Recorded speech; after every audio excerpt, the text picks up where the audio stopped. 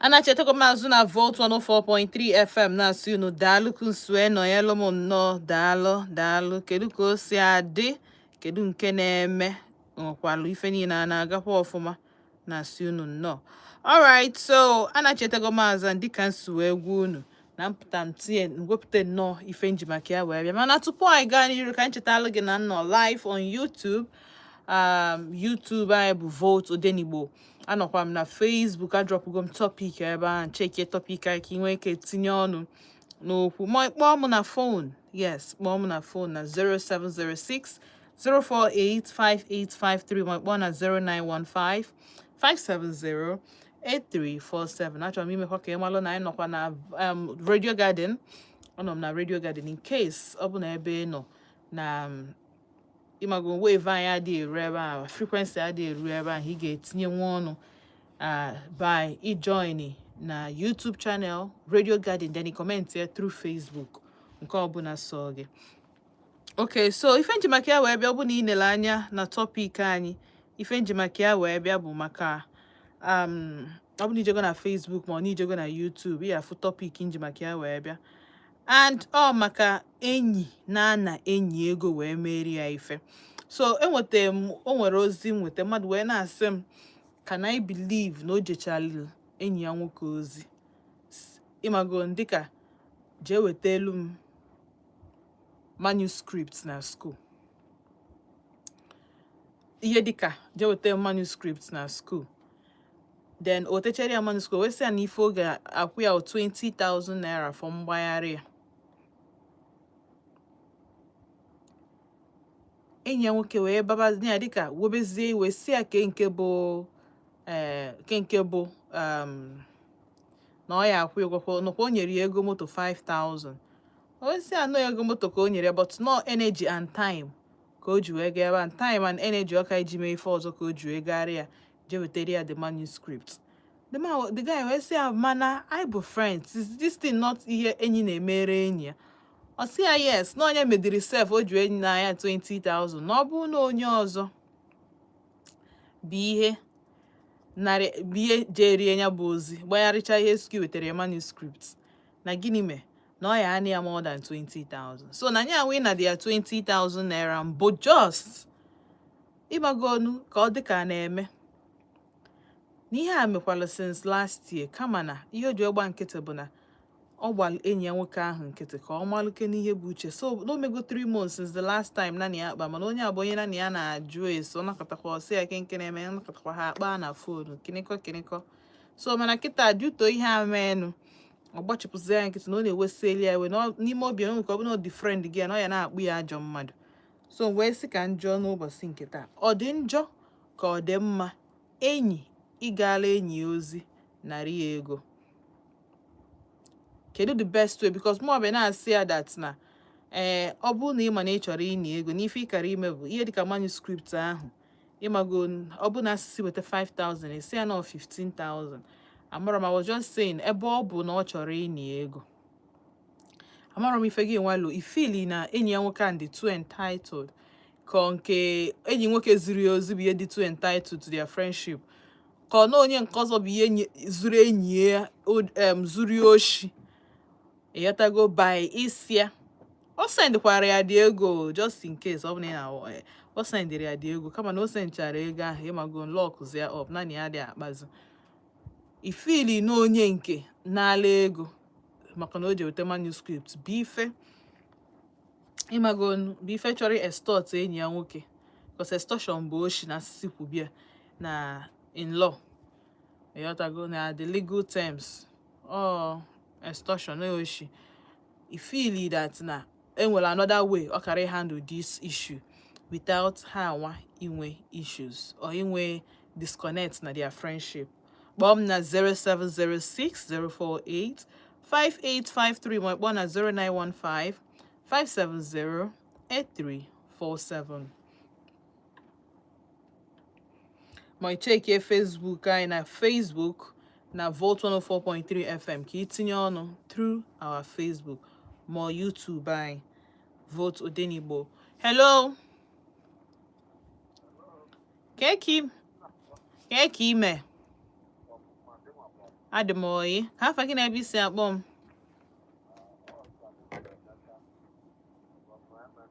Samun Emeka from MNN no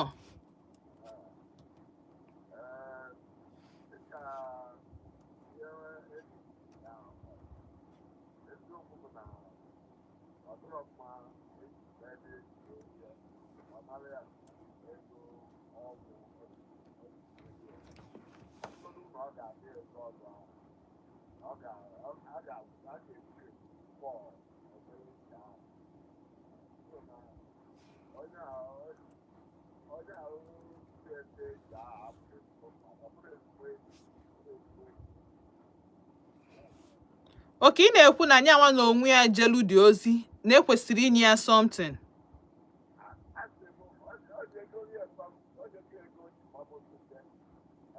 mhm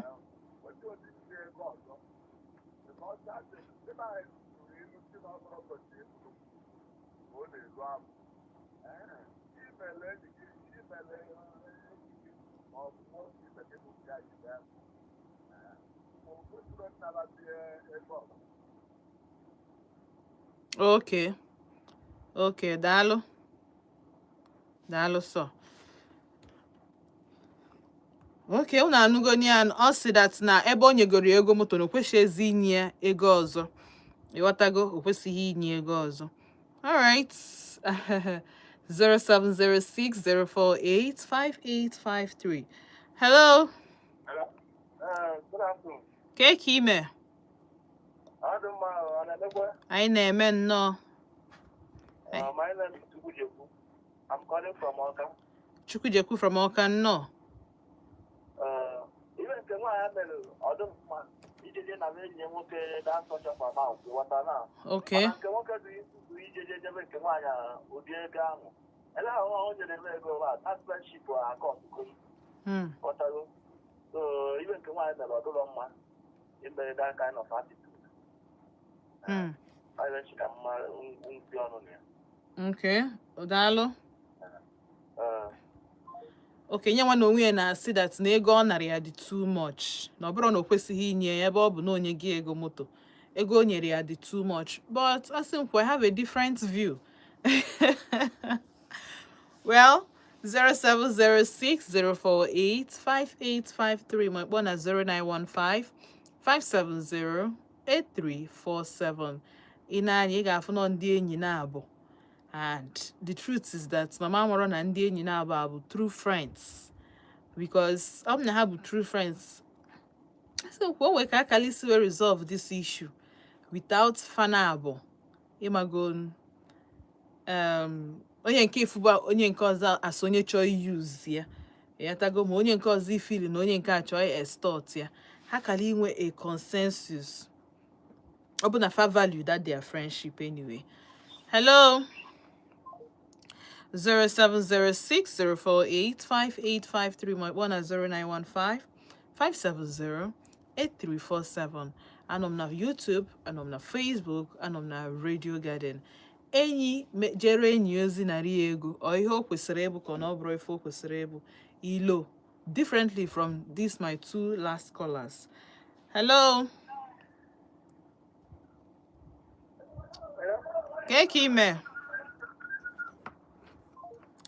alright biko rule number 1 cheta na ịkpọọ m ka ị gbatịnata redio gị ọ dị oke mkpa na ịgbatịnata redio gị ka anyị nwee ike nụ ife ị na-ekwu ịghọtago ihe ọbụla ị na-ekwu kịta anụ ọbụna redio ga-agbatịnata ọ ya afịakwa arụ ịghọtago ka anyị nwee ike kpaa nkata ka ụmụ nwanne ndị nwere ọgụgụ isi alright so enwere a lot of people bụ na facha ije erugo ozi number 1 ha dị time fa of the essence nya ha dị enwe time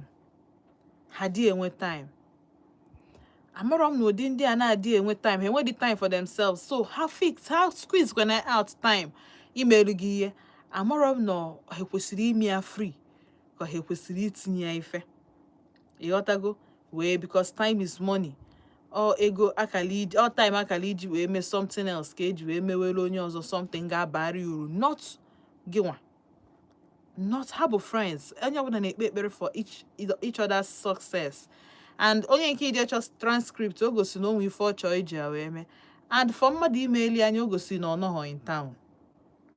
ịghọtara, o gosi na ọ nọrọ in town, so onye need somebody or trust ya gawa the team ifili na onye ini ego bridge that trust. Cause this thing ain't got anything to do with trust, not the fact na onye nke a na-achọ ihe ọ ga-etinye n'akpa. Hello, good evening, ka ime Nnenna from Agbani Road, no? Yes, so I can chukwu. Kedu onye nke emetere, onye nke ejele ozi?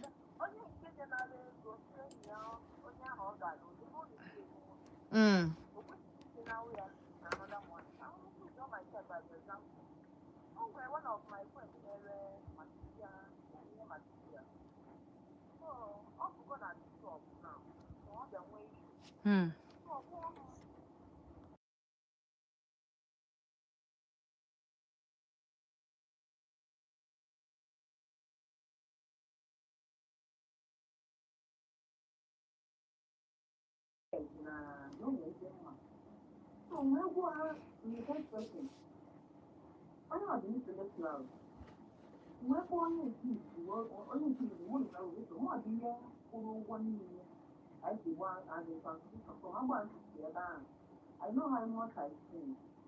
So after that one, he sent 5,000 naira to me. The owner of the other 90-something thousand. So for the first time, he do now. So another person, that will go there close to 400,000. He did not give me any money. He said, "When you have the question." So even before you to do, there's another person. Different people do go around. They will go there 50-something thousand. What do you have the question? I think you will not see us now because they don't know your account number. Forward all the money. So make sure when I'm checking those things in the panel, you go for what you know. I think it's not this. You know, sit down like that. What are you saying on the question? No, easy and because all my problem. So no, I'm dealing with you area to it's all the buyer. They could have the same. Who we go with our record for problem in a family. So one of us you know I'm way more conscious. I'm going to spend for my one look. It's the cloud. Since I only is the mother. The time of the question is so you know that. Let me know the alarm. You remember me. No more dear area something. So when I was going to question where you go, no, when I am a career. Because I can't fast. Oh, don't see me. When I will see area tomorrow. Oh, when I was see you, when I am a career. Or make a love for one or what some big one in the go out at the person is not have it. I wouldn't never question. I always don't see home there before. Next, I can't see where God has never that. Who will hope now? That one well that you will still remember. No more dear material or those ones. So when you have material, I will attack you as your friend who know you, that's not in the area. As friends, things that not give you one to go down on here. We is very adapted. So we know what you go to know. When I am material, okay. Thank you. Dalo so. All right. Okay, so na anugoni ya nọọsụ na nyanwa onye nke emetara ya. Why? Because no one ọ dị ya mkpa. No ya mere o jiri eme gịnị? O jiri ejewe. No ya mere o kwesịghị iji wee nye ego. Kama o nwezi ihe ọ chọziri inye dịka o ji onwe ya wee maa atụ. Na o menyegolu mmadụ aka nke izi nke Igbo nwere any extra so o tinyere ya. No just onye a mechezi send area something. What if na friend ya adọrọ ka onye ga-send area something? No just ego moto ahụ. What if anyway? 0706 048 5853. My one at 0915 570 8347. What if Nonya bu onye na-aka ha isendere anything? Onye na-aka ha inyere ya aka. Onye bu that na maybe over the years. Nọọsụ nara kenke ị ga-emelụ m ka onye ahụ bụ but all your friend ọ bụrụ ajọ mmadụ na mmadụ na-achọ nke ya ọ bụrụ ajọ ihe ịchọ nke ga abụrụ ajọ ihe, ịghọtago? Ịchọ ihe abụrụ ajọ ihe, ịchọ ihe nke gị abụrụ ajọ ife. What if not this his friend bụ onye nyenom mgbe niile ọ na-achọ nke ọ ga-analụ gị, mgbe niile ọ na-achọ nke ị ga-enye ya, mgbe niile the one you will do for me is the one ọ nọ na ya. So o wee bụrụ an opportunity ime gịnị? Hey, friendship adịrị easy o, honestly. Hello.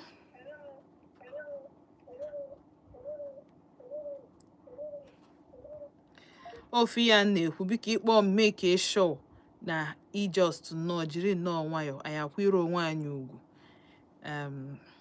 Ịmago anyị kwụrụ onwe anyị ugwu by gị nwa onwe gị ịkpọ m na fon pụọ ebe redio gị dị biko, ma ị gbatịnata dị redio gbatịnata ya nnọọ ọfụma ka anyị nwee ike kpaa nkata ka ndị ma ife. Ịgbatịnata ya ịkpọọ m ma ị shift ebe redio gị dọ in case ọ bụ na ọ bụrụ ọsọ gị na-ege redio ka ha nụ ife ị na-ekwu. Mgbe ha pụtara ha agwa gị ka onu gị dị na redio. Hello. Hello, Auntie Shinazo. Good evening. Baby, no, okay, man. Ndị mma ịdịkwa ọyị? Hey, ya na-arụkwa. Eyi, anyị kene Chukwu. Asamu James, esi na Emeka Ebunazo. James from Emeka Ebune, nnọọ. Okay. Ọ bụ n'uche nke m, nke a gara ozi ahụ metọrọkwa ncha. Okay. Ọ bụ kịta na ọ chọrọ ịnata ego. Ọ ka agwa enyi ya nwoke a na ozi a na-agaghị mekwa ego ya achọrọ m. Mana agwa enwe ọzọ ọ na-agbara ya nnukwu. Isi enyi ya nwoke bịa bụghị 5,000 mgbe enyi ya wee gaa ozi ahụ tekwa ihe ahụ wee bịa nye ya. Ọ bụ na o nwere nne expenses ọzọ o nwere ebe karịrị that 5,000 ahụ nye ọ sị ya na akpa ego one ya ji wee chekwuo n'ego e nyere wee mee expenses nke ahụ ga-adị iche. Mana ya nwee ịsapụ ọnụ ya wee sị ya na ọ ga-enye ya 20,000 ka ọ gara ozi a wee pụta metarakwa ncha ọ bụrụ ezigbo enyi dị ihe ahụ. Enwere ike kịta ofilie na enyi ya nwoke a ji ego ka o si ebe a wee riju ego. Mana ebe ahụ na Chineke mede ebere na onye ga ego ahụ otu azụ wee nye ego ahụ na ọmụnwa mụ na onye ahụ na-atụkwa ọnụ ego na metọrọkwa chacha. Tụọ ya nwa bụ ihe mụnwa nwere ike ikwu n'okwu ahụ. Ọ dara ya. All right, Dalo. Okay. Okay, so practically everybody against this guy.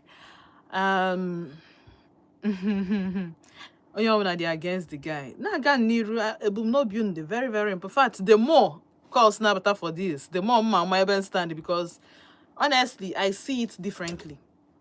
Yotago, I see it differently. 0706-048-5853. Hello. Hello. Good evening. Kekime. Ruben Napo. Ruben, can you say that, Mom? Holy Ghost. No, Ruben. No. Ọrụ dịkwa mma, anyị kene Chukwu.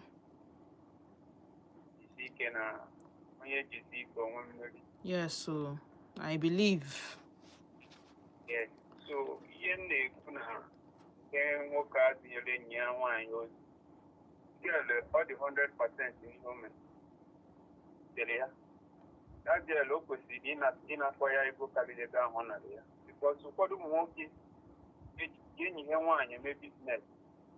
Nwoke ahụ nwere ike na ebe ahụ ọ chọrọ ije na oje na ọ ga-ama n'ọnya mana dị ọrụ ga-akụ.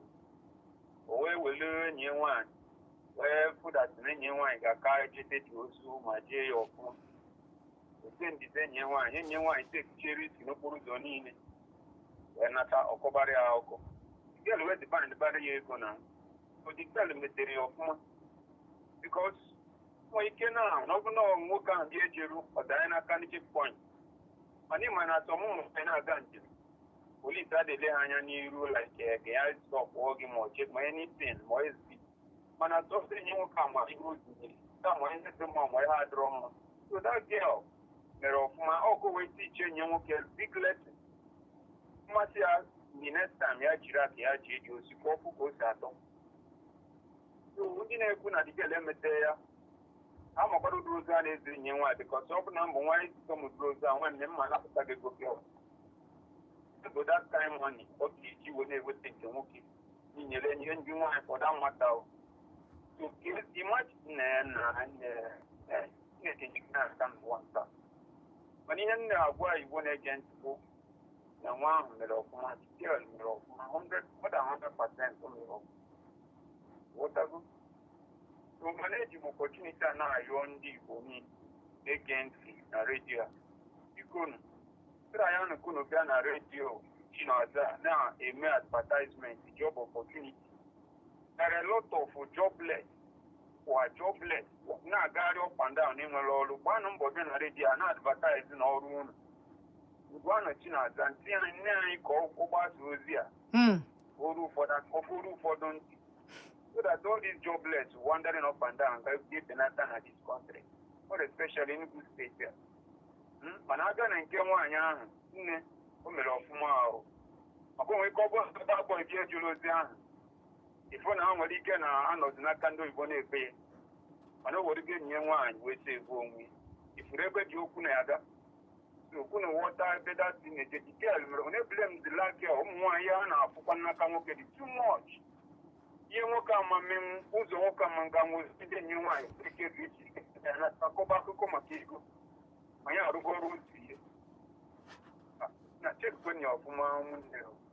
You see, you want my own. Dalo. All right. Dalo, nya wana asina nke that no onye nke na-ala ego. Na onye nke na-ala ego ma gịnị mere ọfụma banyị na enyi ya nwoke ego. Maka na ihe a ya agba n'ụzọ wee je weta nya bụ manuscript ya akala. And probably nwoke afụgo that na nke nwaanyị jee ya ọsịsọ na o ya eje tie ọfụma jekwuo ya nke nwaanyị jee ya bụ ozi na o ya eje tie ọfụma jee ya ọsịsọ. One person out of many born fukwara ya differently. Go offer ya differently. Bomb na 0706 048 5853. My born na 0915 570 8347. Hello.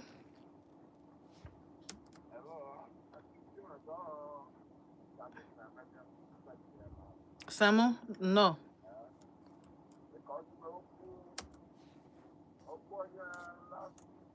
The last caller.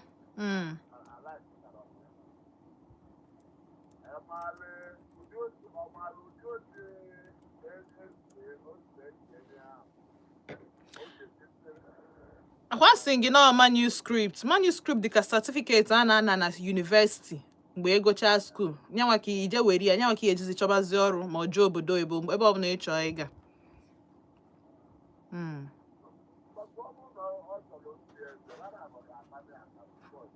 Ọkwa ya kama o ya eje chepụta si ya na ego na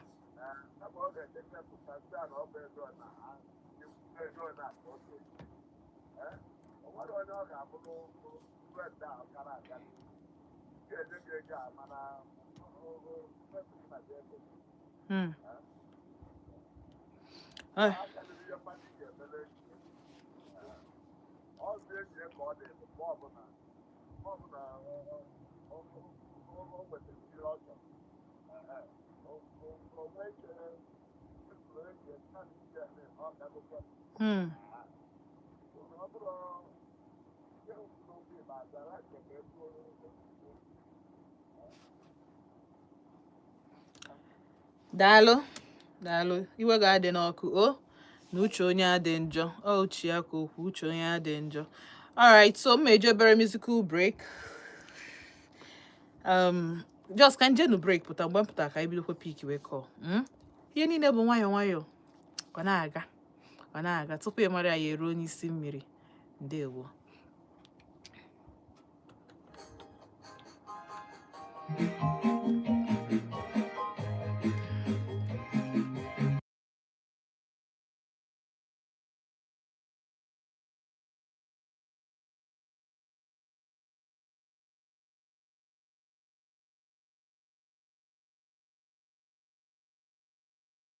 My people can now.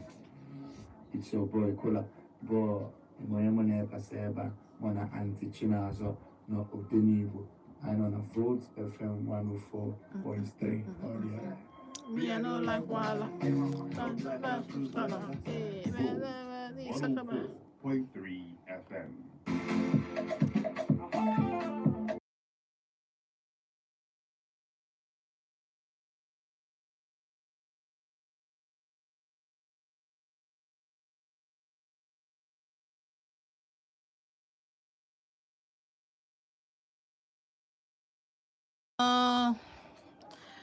Brother, think I'm easy. If you want, why you?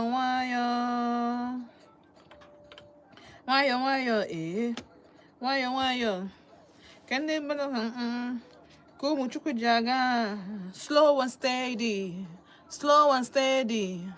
Can you find out jaga, my brother? According to your size.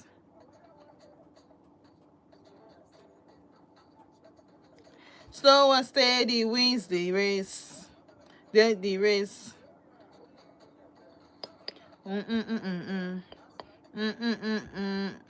Why you? Why you?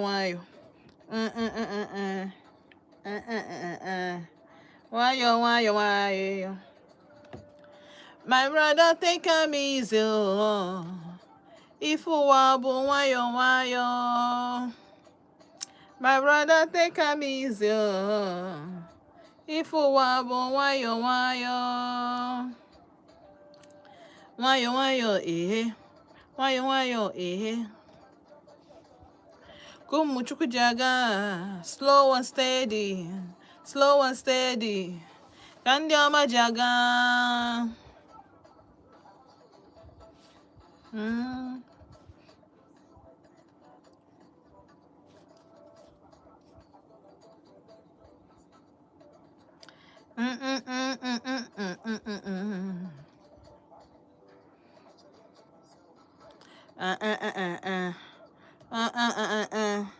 Chico to Batna.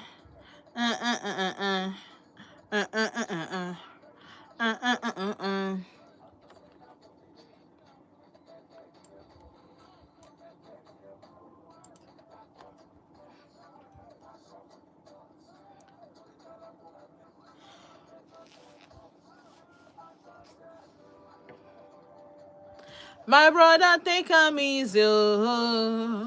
If you want, why you? My sister, take him easy. No. If you want, why you?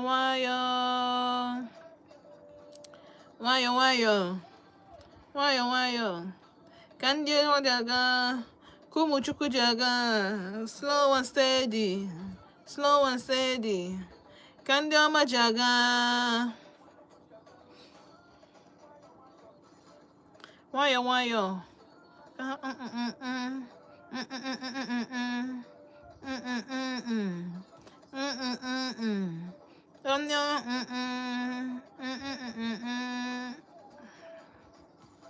Onye mechi, echi di ime o, echi na-agụ. Aye.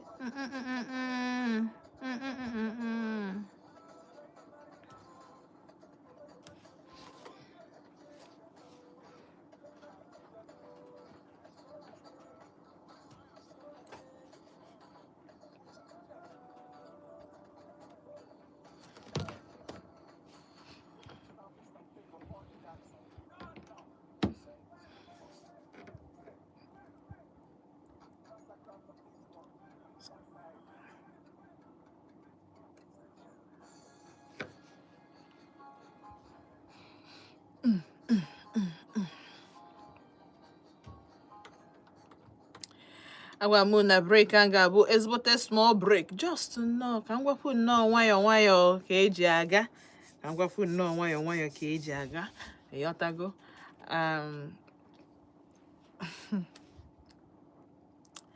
Achọrọ m itinye ọnụ n'okwu a but ama m na okwu m ga-ekwu ụfọdụ n'ime unu nwee ike unu like kwa ya, ụfọdụ n'ime unu nwee ike unu ama like, ụfọdụ unu nwee ike ịtụle uche na ya bụ okwu because eziokwu okwu a dị very dicey. Gwefula okwu ọ na-eso okwu or a controversial okwu na-eso okwu, but not a very serious okwu, because here has to do with two friends. And anybody get with nwulu mmadụ manuscript, but ọ bụrụ mmadụ niile ka ị ga-send ili ego before he je wetelu gị manuscript, because onye trust ka send ego still nọlụkwa na be gị dị comfortable, relax ya. Sometimes a man dey relaxed. Ifile na onye ahụ ejebego olu gị ozi iziri ya na ọ ga-edeliver. It's another level of trust to send the mmadụ ego first before onye ejelu gị ozi. Inwe olileanya na oye ejelu gị ozi without ịbata call gị akọ dị anya. For me, ụmụ abanti Chinazụ, otu oshinaya ego dị mma. Yes, I be friends, but that doesn't mean na nwe a lot of time on my table. Time is money. Even on the aspire to retire and gasigi that na any, even if not your sister can abaro housemaid or na gini abino, no, your sister is housing you, knowing very well no na-enye gị nni, no na-enye gị free house, and expecting you na ị ga-ejeri ozi, jeri afia, meri ife niile dị n'enyo, but see meri ya akpọ gị an ingrate. So why should a friend's own be different? I nwere ike isizi ọbụna the friend enweghị ego ọyọbazie ya, ọbụna mpụta si unu kịta na ọyọ ya si ya biko na ojiri ego nya send area the manuscript, emesịa the guy ekwechiri ebe a nke ọ dị wicked. Ebe a nke ọ dị wicked. Mana mụ abanti Chinazụ otu anọ kịta ise m hapụ ife niile m ga-eme ebe m ga-eje nweta ego station ebe m na-arụ kịta anụ enwere ike ọ bụ dị na njeditin bịa late wee bịakwa yọbakwa biko na phone si biko no hey ọga makwa bịa Odenigbo na hey enyi m ji wee zikwa. At the end of the day, enwere ike ọ bụ na ebe m na-arụ ọrụ bụ ebe na-adịrọ nice or kind to their workers. Ịmara na aya asọcha ajị m. Ịmara na aya asọcha ajị m. Ịmara that na ego ga-apụ for not every day me ha appear ebe, except na man on leave, and then what good explanation why before 4 ekwesịrị inye go dị ihe dịka 3 hours notice and even 3 hours and 1 hour agwagwagwe gị how far ka ebe ị nọ nekwa time. So imagine ị na-arụ ọrụ or na ị bụ onye agent, probably ọ bụ na ije wetara your friend this manuscript on that day, akpọ gị sị gị na onye ịchọ igosi anị, ma onye ịchọ igosi ụlọ, ma onye ịchọrọ ịgbago something eme 1 naira ịkara inweta ebe ahụ ime isie ya. How do you get it back? All by ozi ije ịbata onwe dị satisfied ị ga-adị ya sị okay ebe ọ bụ na ị misiri nke at least iji something. Manuscript ị na-eji ije weta abụrụ nke gị, ọ bụrụ nke nwanne gị, ọ bụrụ nke onye. Yes, I love my friend, that's why m na-eji self wee si okay na m emenwu ya. Because sometimes ị nwere ike ije dị school wee sị gị ngwa gị jebe na nke okeke, ma asị gị nekwa ife ị ga-eweta, ma asị gị nekwa nka check enian ọ dị izi wetakwa na manuscript. Ndị wetago manuscript na sị gị awọta ife na-ekwu. So gị eshi gbara sị gị je weta certificate nke enwe ike ọ bụ na school dị arụ na sị gị je weta admission letter gị. Iwe kpọbakwa onye nke na phone si anya time going time anewe gị nwa na onwe gị edikwo jumpy because o nwere ife na-aganarị gị. Because yes, ebe m enwe issue with this person bụ na ọ bụ na ọ yọrọ ya si okenye biko na o nwere ego month end akwụkwọ m ụgwọ ọnwa ka nweta, mana o nwere ego na-expect next week. Meeli ya dị ife ọma by send the manuscript without pay.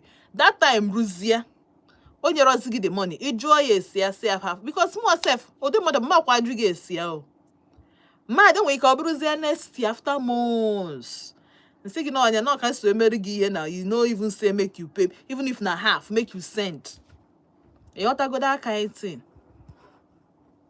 There is nothing free even in Freetown. Even the Bible says na onye ọrụ nwere ụgwọ ọrụ ya. So gị nwa na onwe gị ọ bụkwa na ị na-ana ihe free. I don't know if this will inspire you, but in everything you give, make sure you receive, even if no knowledge dị accompanied with, ọ bụ also knowledge ka ị nweta or something. Ima meche ihe a day. Onya can just ihe ọ na emejisi ike na-eme ya n'ọrụ. One day to show up. What if na that day? Ya nwere ego dị gị na akpa ị na-eche ka ị ga-eshi gudugudu rie nri that day ma ọ gbaa moto ma ọ na o nwere ọgwụ ị need igote. Onye abịa. Isi m kịta anụ a na mma analị gị ya free. Sorry, or they work like that. Ime ihe ọma ahụ, I'm telling you, your destiny helper ama mbịa that day. O wike ibi echi mana nwanne mana kwe for that day. O wike ọma mbịa so nke ijika. Nke m jika. Except na you just chọọ imeziria the person free. N'iwu Mother Teresa. N'ibu Okwulora. N'ibu no ofu onye bụ that na you have inwe time. Ọ ihe bụ na ị chọrọ iwepụtara obi gị si na ị chọrọ ime voluntary work. Mana asị m kwuo nya anwe inyi ego ahụ. Ọsụkwa ya bụ na ọ nara ya 100,000. Cheki ego one. Onye akara ịgba ọ bụ na ọ sị ka ọ nataba Enugu ma ọ nataba Anambra depending on the place. Imagine ego one onye ankara ịgba. Then ọ ya bịakwa bụ na ọ na-arụ ọrụ oyibo o wee bịa dee letter. Permission letter, away grant you make a process oge take here.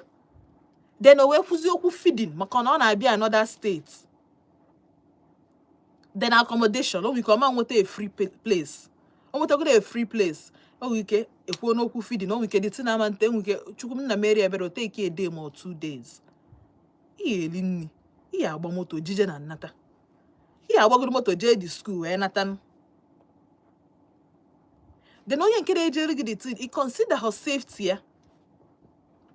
Akwa nwanne nwaanyị nwere accident nwanne nya. Ka nwanne onye. Just go je from old artisan to old park. Simba ka ọ kwụsị na ebe Fidelity Bank a dị na ebe Dominion City. Moto fail break otu aka o si wee kụrụ. Hos na o metable that na moto aha alechaghị ya n'elu. Just to ozi nke ya o. Ka o je weta wee bill na Holy Ghost na park. Otu anụ aka o shi enwe accident ekpebiri ya ụkwụ. Ndị mmadụ nya ndị niile keke okay boss anọ m n'ọfịs ebe a na-esendiri m message nọkwa just na webiela osim ka o je weta nọkwa ka olituo na kedu afa bụ maazị na ya na-akpọ bus stop ka o gote charger na ọ chọghị ịbanye m afịa ka o gote charger then ebe ọ na-eje bụ that park dị na-akụ Techno Plaza ọ bụ na ịma Holy Ghost ọfụma just like that. Imagine n'ozi mmadụ ka ọ na-eje free. Akwa batara dada amagodo m ihe ngo. O mere ha ahụ too much, ọ just nwee scratch n'ụkwụ akwụ ya dọkacha. Onye ga-replace akwa n'isi ya. Anya anwụ ọgwụ ọkwa n'ego ya. Ọ bụ na o nwee extra food as onye arụ adịrọ. Ọ bụ na ọ sị m that day na ọ ya atakwa fruit salad ma na ọ chọrọ iri vegetable soup ọkwa nje mewe ya because ana m ekenegodu Chukwu for ndụ. Imagine na o ruru nke hospital. Ni na-eje ozi.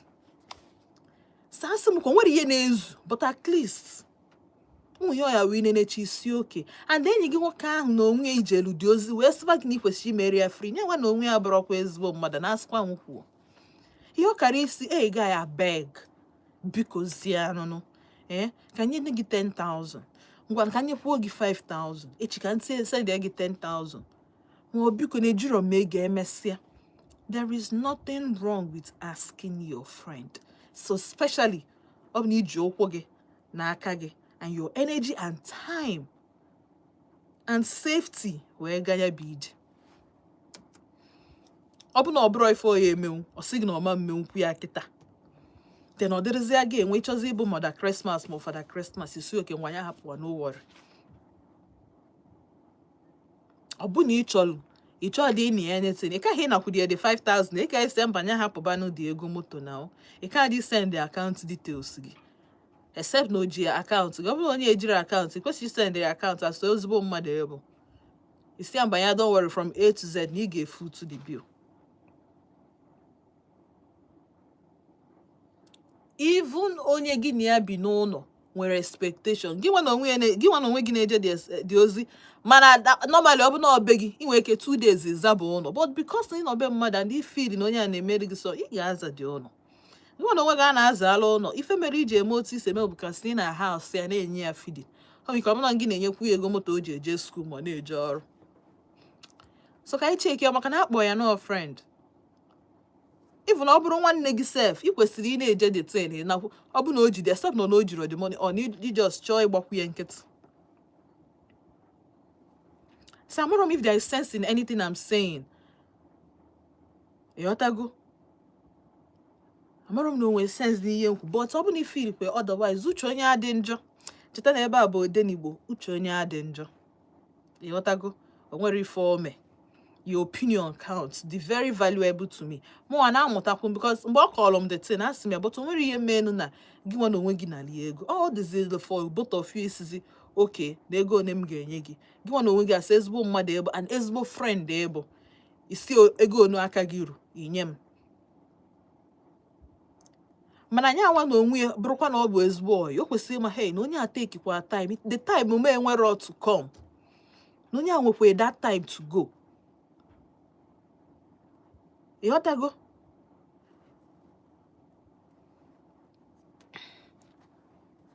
So, on our buy name if time is money. Onye guru egwu si na gini me. Time is money. Guys, after our data, our artists. It's not time is money.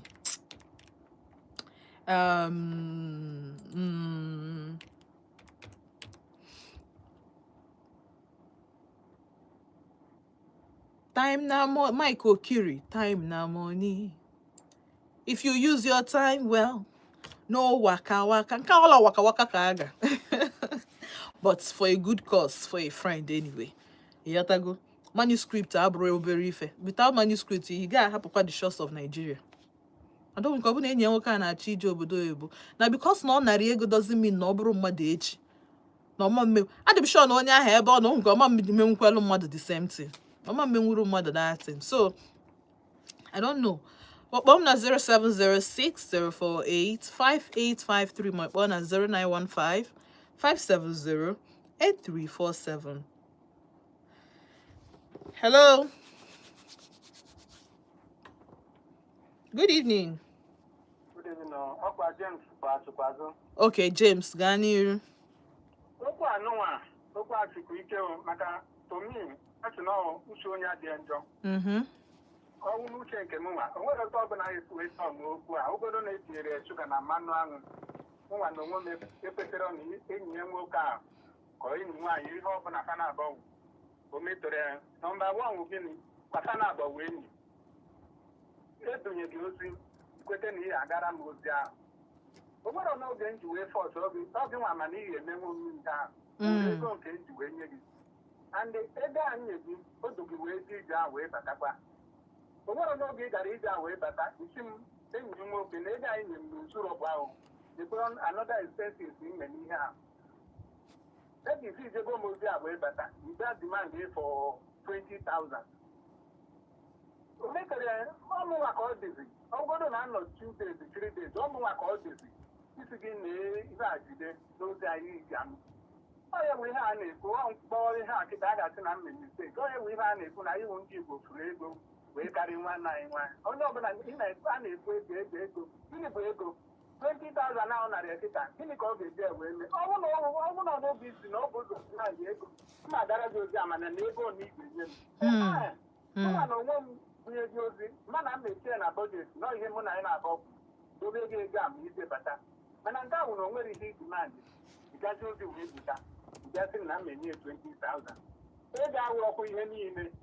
20,000 na ụgwọdo na ọ na-eri ọ na-erigoro ya 1 week sef. And agati enyi ahụ bana abọdị enyi a ga-akọ ọtụ that day. O nwere otu ọbụla ya ekwu okwu atomi ọ karịrị ise mmadụ na-eme mmadụ. Gịnị bụ iji enata mmadụ onwe ndị mọ na otu ekwenye ego ahụ ọkwa taịm nye nwa mana o nwere taịm ọ ga-eji wee zi ha tupu ọ gaa. So ọnwụ nke m nwere ihe anyị ekwu ihe akụgodo eruo echi onwere n'oge m na-ekwe na that young man na o metere ya mebiri ọfụma na ịgara ozi wee bata ịbịa demand that money. Dịka enwegodo ndidi magodo ihe onye anyị gara ozi ga-eme o nwere n'oge ọ ga-eji wee gbachie nkịta o nwere na o ji gaji satifiketi ọga obodo oyibo ma ebe ọbụla o ji egbe ịga. O nwere ihe dị ka ya ọrịa nwa ga-ewepụta o nwere n'oge ọ ya akpa ya aka ego ahụ dimandịrị ọ na onye aji ego ahụ otu wee nye ọ na ọmụnwa nchọkụ dochie nsị gị oke ekwetego m na m enye gị n'oge a na-ekwu ụdị ihe a na-ekwu mmadụ dị otinọ ndị mmadụ n'ihe a ọ dọrọ mma ka o si wee nata ego a ọ ya bụ ihe ntị ka nchekwu na nke m kwuru ekwu daalụ sọ daalụ sọ ọ na-asị na onwero na ọ dịrọ mma otu o si wee narị ego na ọ karịa ebe ọ bụ na o nyeziri ya ihe esizi ya n'obi ihe ọmasị gị n'obi mere ndị obodo nke a ihe ọmasị gị n'obi mere enyi gị. Hello nnọọ ka afọ gị na ebe isi akpọ m nnọọ omeife nke bụ eziokwu daalụ sọ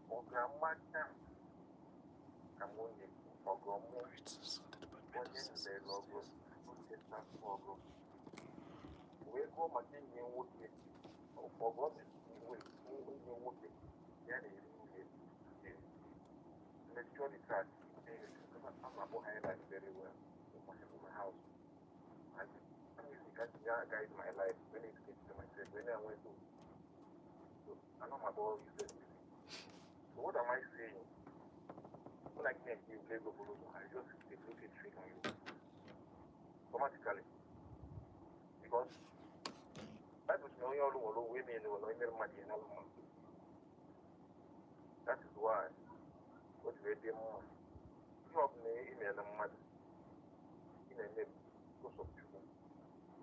Ọgọ mere mmadụ tupu ụmụ onye na-anụ afịa n'Enugu steeti ama mgbapịa ụmụ nwa na-agọgọ ugbu a mbụsọ gbadoro onye a jere n'ije ọgọ mere a na-eri nri tupu onye a sị na ndị a na-anụ afọ n'Enugu a wepụta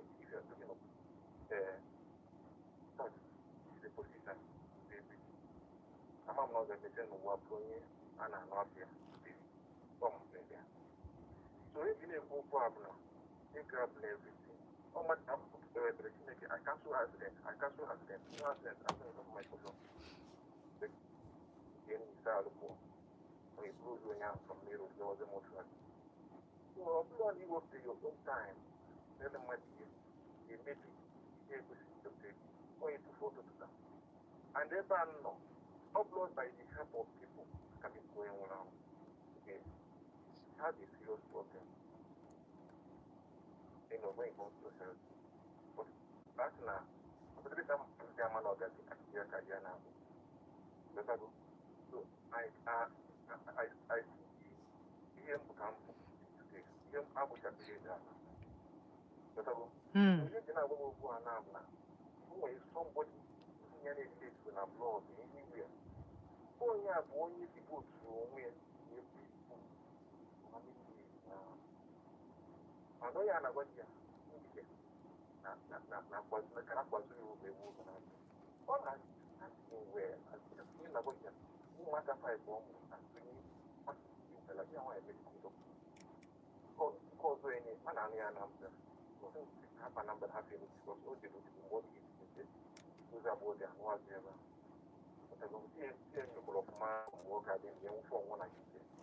but they are living